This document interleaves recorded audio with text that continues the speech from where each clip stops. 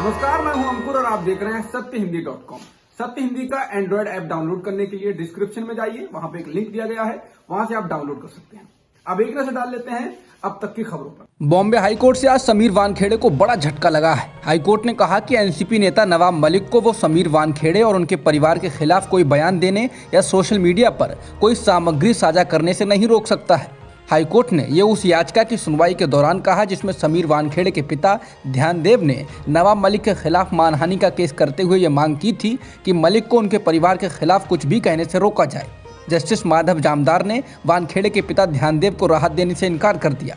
High court ने कहा कि आपको निजता का अधिकार है, लेकिन दूसरे पक्ष को भी बोलने और अभिव्यक्ति की स्वतंत्रता का अधिकार है। मौलिक अधिकारों का संतुलन होना चाहिए। बॉम्बे हाईकोर्ट ने समीर वानखेड़े की पिता की याचिका पर फैसला सुनाते हुए कहा कि पहली नज़र में ये नहीं कहा जा सकता है कि नवाब मलिक के द्वारा समीर वानखेड़े के खिलाफ उठाए गए मुद्दे झूठे हैं। हाईकोर्ट ने कहा कि नवाब मलिक ने वानखेड़े के खिलाफ प्रासंगिक मुद्दे उठाए हैं और ये नहीं कहा जा सकता है कि उन्होंने किसी द्वेष के साथ काम किया है। अदालत ने इसके साथ ये भी कहा कि मलिक को दस्तावेजों को सार्वजनिक करने से पहले पर्याप्त सत्यापन करना चाहिए। बता दें, अदालत ने 12 नवंबर को इस मानहानि के मुकदमे में अंतरिम राहत के पहलू पर आदेश सुरक्षित रख लिया था। इसमें मांग की गई थी कि मलिक पर भविष्य में कोई भी बयान देने से रोक लगाई जाए। बॉम्बे हाईकोर्ट के द्वारा समीर वानखेड़े के पिता ध्यानदेव द्वारा दायर याचिका पर नवाब मलिक को बड़ी जीत हासिल हुई। इसको लेकर नवाब मलिक ने प्रतिक्रिया दी। नवाब मलिक ने ट्वीट कर कहा कि सत्यमेव जयते।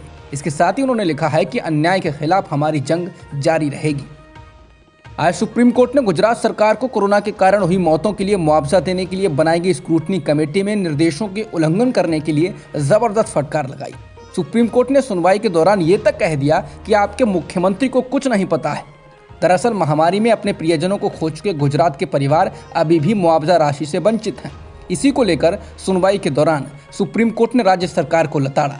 इस मामले में गुजरात सरकार की ओर से सॉलिसिटर जनरल तुषार मेहता पेश हुए। सुप्रीम कोर्ट ने निर्देशों के उल्लंघन वाले नोटिफिकेशन को लेकर पूछा कि पहला नोटिफिकेशन किसने पारित किया, किसी को जिम्मेदारी लेनी चाहिए। इस पर सॉलिसिटर जनरल ने कहा कि इसकी जिम्मेदारी मैं लेता हूं। जस्टिस शाह ने कहा कि आपको जिम्मेदारी क्यों लेनी चाहिए, संबंधित अधिकारी को इसकी जिम्मेदारी लेनी चाहिए।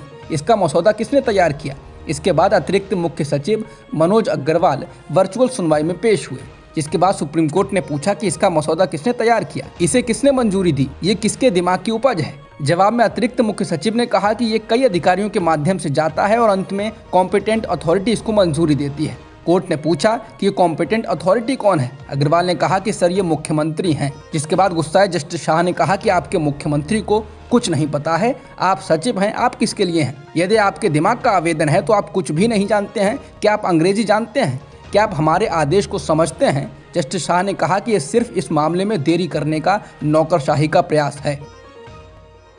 गुजरात सरकार को कोरोना महामारी में मारे गए लोगों के परिजनों को मुआवजा देने में देरी करने को लेकर सुप्रीम कोर्ट ने आज जबरदस्त फटकारा।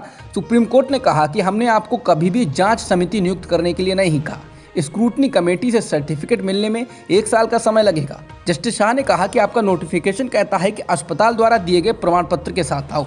जस्टिस शाह ने पूछा कि कौन सा अस्पताल सर्टिफिकेट दे रहा है। जस्टिस शाह ने कहा यह देरी करने का एक तरीका है और कुछ नहीं। जस्टिस शाह ने कहा कि आपके अपने डेटा के अनुसार कम से कम 10,000 लोग मारे गए हैं, संदेह का सवाल कहाँ है। जस्टिस नागरत्ना ने कहा कि सिर्फ इसलिए कि झूठे दावे किए जाते हैं इसका मतलब ये नहीं कि वास्तविक व्यक्तियों को इंतजार करना होगा। उन्होंने कहा कि मृत्यु प्रमाण पत्र विभाग द्वारा ही जारी किया जाता है, इसे कैसे जाली बनाया जा सकता है। न्यायमूर्ति शाह ने कहा कि हमें ये मत कहो कि झूठे प्रमाण पत्र होंगे, आप उन लोगों को नहीं जानते हैं जो पीड़ित हैं। बता दें, 4 अक्टूबर के फैसले में सुप्रीम कोर्ट ने कोरोना पीड़ितों के परिजनों के लिए 50,000 रुपए के मुआवजे को मंजूरी दी थी। मध्य प्रदेश सरकार ने कोरोना से मारे गए लोगों के परिजनों को मुआवजा देने को लेकर बड़ा फैसला लिया है। इस बारे में सरकार ने विस्तृत गाइडलाइन जारी कर दी है। इससे पात्र दावेदारों को अनुग्रह राशि मिलने का रास्ता आसान हो गया है। प्रदेश सरकार द्वारा रविवार को जारी की गई गाइडलाइन में अनुग्रह राशि देने की सबसे जटिल शर्त मृत्यु प्रमाण पत्र में मौत की वजह कोरोना दर्ज होने की अनिवार्यता को समाप्त कर दिया है। गाइडलाइन में कहा गया है कि RT-PCR और रैपिड एंटीजन टेस्ट में कोरोना पॉजिटिव होने और इसके बाद उपचार के चलते संबंधित की मौत हो जाने पर अनुग्रह राशि के लिए पात्र माना जाएगा। सुप्रीम कोर्ट ने मुंबई पुलिस के पूर्व कमिश्नर परमवीर सिंह को गिरफ्तारी से राहत दी है। ये राहत अवैध वसूली के मामले में गिरफ्तारी से दी गई है। पिछली सुनवाई में सुप्रीम कोर्ट ने कहा था कि वो गिरफ्तारी से सुरक्षा देने की परमवीर सिंह की मांग को तब तक नहीं सुनेगी जब तक अदालत को ये नहीं बताया जाएगा कि मुंबई पुलिस के पूर्व कमिश्नर कहाँ हैं। अदालत ने परमवीर सिंह को जांच में शामिल होने के निर्देश दिए हैं। सोमवार को हुई सुनवाई के दौरान परमवीर सिंह के वकील ने कहा कि इस बात की बहुत ज़्यादा संभावना है कि परमवीर सिंह देश में ही हैं। वकील ने कहा कि उनके मुवक्किल भागना नहीं चाहते हैं। अगर वे महाराष्ट्र में आते हैं तो उन्हें मुंबई पुलिस से खतरा है। वकील ने कहा कि अवैध कामों में शामिल लोगों ने परमवीर सिंह के खिलाफ एफआईआर दर्ज कराई हुई है। रिपोर्ट्स के अनुसार 29 नवंबर से शुरू होने वाले संसद सत्र से पहले सर्वदलीय बैठक बुलाई जाएगी और प्रधानमंत्री मोदी भी इसमें हिस्सा लेंगे। ये बैठक 28 नवंबर को होगी। इसमें कृषि कानूनों की वापसी और एमएसपी को लेकर गारंटी कानून बनाए जाने पर बातचीत हो सकती है। 5 राज्यों के विधानसभा चुनाव से ठीक पहले कृषि कानूनों को वापस लेने के सरकार के फैसले से माना जा रहा है कि सरकार किसानों और विपक्ष के राजनीतिक दबाव के आगे झुक गई है। ये भी बताया जा रहा है कि उसी दिन बीजेपी के संसदीय बोर्ड की बैठक होगी। सरकार के कृषि कानूनों को वापस ले जाने के फैसले के बाद से ही संसद सत्र पर सभी की नजरें टिकी हुई हैं। आज लखनऊ में किसान महापंचायत की गई। इसमें पंजाब, हरियाणा और उत्तर प्रदेश समेत कई राज्यों से किसान जुटे। इस दौरान किसानों ने एमएसपी की गारंटी, बिजली संशोधन विधेयक को वापस लेना, आंदोलन के दौरान किसानों पर दर्ज हुए मुकदमों को वापस लेने, केंद्रीय मंत्री अजय मिश्रा टेनी को मंत्रिमंडल से बर्खास्त करने और आंदोलन के दौरान मारे गए किसानों को मुआवजा दिए जाने जैसी मांगों को जोर शोर से उठाया। इस दौरान किसान नेता राकेश टिकैत ने कहा कि इन कानूनों को रद्द करने के ऐलान के बाद अब सरकार किसानों के बाकी बचे मुद्दों को हल करने के लिए उनसे बात नहीं करना चाहती है। इसके साथ ही टिकैत ने कहा कि बाकी मुद्दों का हल निकले बिना किसान घर नहीं जाने वाला है। किसान नेता राकेश टिकैत ने पीएम मोदी के माफ़ी मांगने को लेकर कहा कि किसानों की फसलों के सही दाम आपकी माफ़ी मांगने से नहीं मिलेंगे। एमएसपी की गारंटी का कानून बनाया जाए। टिकैत ने कहा कि अगर किसानों की मांगों को नहीं माना जाता है तो देश भर में सरकार के खिलाफ प्रचार करेंगे। उन्होंने कहा कि बाकी मांगों पर सरकार कुछ करे, नहीं तो हम इसके लिए अगले 6 महीने और इंतजार कर सकते हैं। टिकैत ने 5 राज्यों में होने वाले चुनाव को ध्यान में रखते हुए कहा कि सरकार के दरवाजे 5 साल में केवल कुछ महीने ही खुले होते हैं और अभी ऐसा ही समय है, इसलिए अपनी मांगें लेकर सरकार के सामने आए हैं। पश्चिम बंगाल के बाद अब त्रिपुरा बीजेपी और टीएमसी के बीच घमासान का गढ़ बनने जा रहा है। बीते कुछ महीनों से त्रिपुरा के अंदर टीएमसी के नेताओं की गिरफ्तारी से लेकर उन पर हमले तक की खबरें सामने आ चुकी हैं। 25 नवंबर को स्थानीय निकाय के चुनाव होने हैं और टीएमसी इस चुनाव में उतरी है। इससे दोनों दलों के कार्यकर्ताओं के बीच झड़पें बढ़ गई हैं।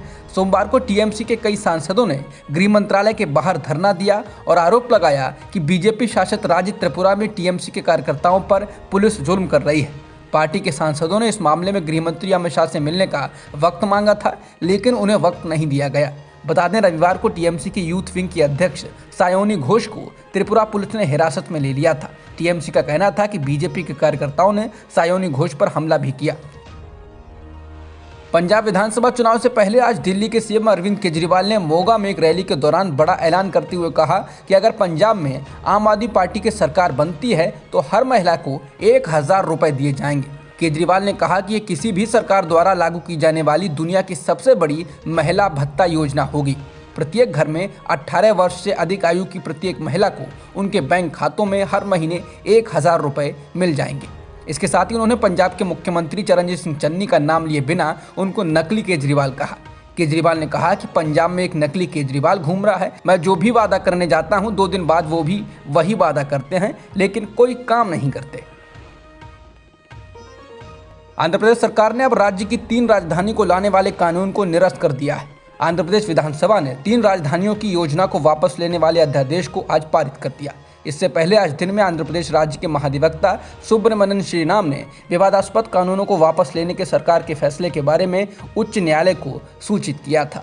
बता दें, मुख्यमंत्री वाईएस जगनमोहन रेड्डी ने इस कानून के तहत राज्य की 3 राजधानियों का बनाने का निर्णय लिया था, लेकिन इसका अमरावती में किसानों के साथ साथ विपक्षी दलों ने भी जबरदस्त विरोध किया था।